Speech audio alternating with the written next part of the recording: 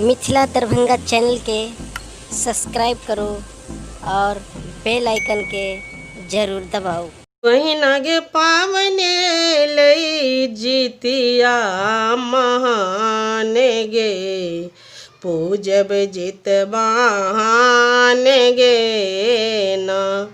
बहिना गे पावने लई जितिया महान गे पूजब जितवान गे ना। पोखर कमला असलान तिल खैर महान पोखर कमला असलान तिल खैर महान। बहिना गे झुंगनी पात मंगाएब ही ठाम गे पूजब जितवान गे ना। बहिना गे झुंगनी पात मंगाएब ही ठाम गे पूजब जितवान गे ना।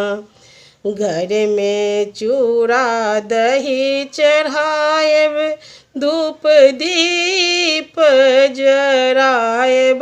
घर में चूड़ा दही चढ़ाएब धूप दीप जराएब।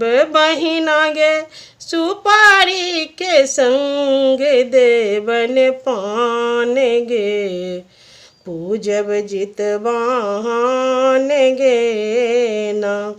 बहिना गे सुपारी के संग देवन पान गे पूजब जितवान गे ना। करब दूनु टाइम उपास धरब हुन के प्रयास। करब दूनु टाइम उपास धरब हुन के प्रयास। बहिना गे रक्षा करथिन सबके संतान गे पूजब जितवान गे ना। बहिना गे रक्षा करथिन सबके संतान गे पूजब जितवान गे ना।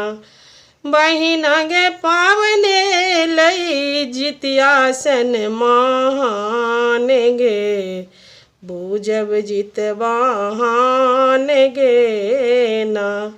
पूजब जितवान गे ना।